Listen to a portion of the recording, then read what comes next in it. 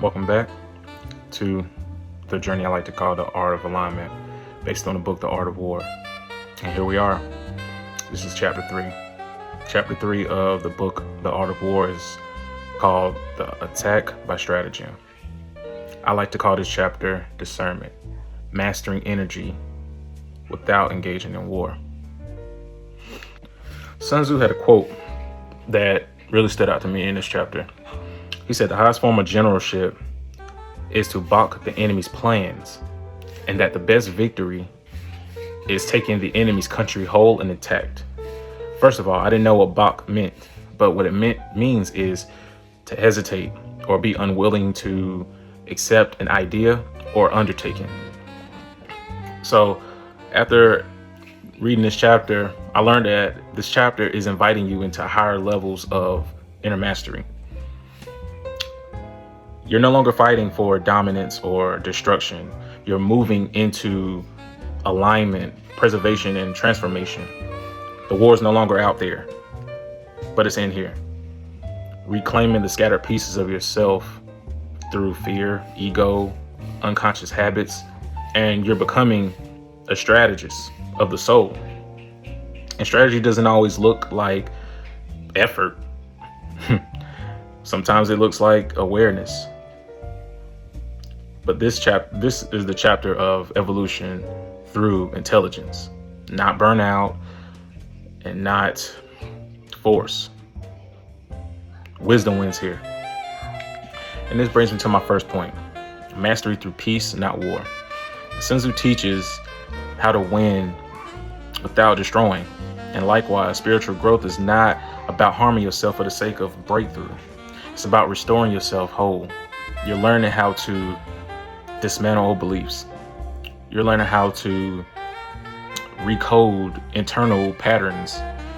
You're also learning how to transmute the pain you've experienced without self-destruction. I remember there were times when me and my wife was homeless. I don't like to say homeless, when we was couch surfing. And I would go to work every day and people would still say, you're so calm. You handle things with grace, not knowing what I had or was experiencing outside of work.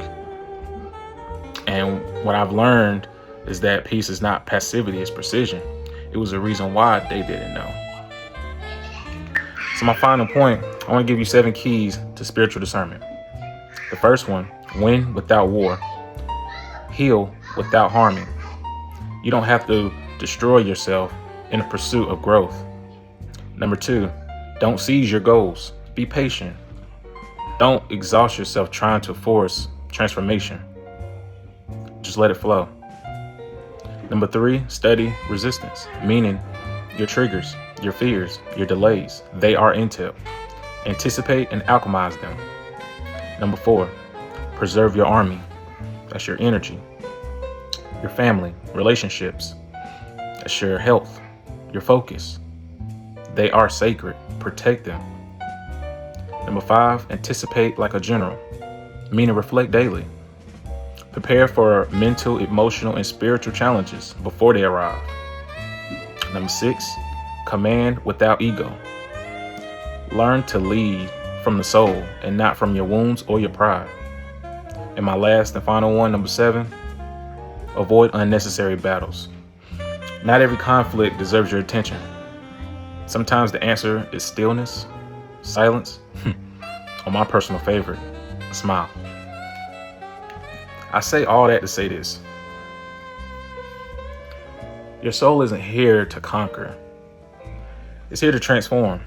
The real war is not external. It's about mastering your frequency, not proving your force.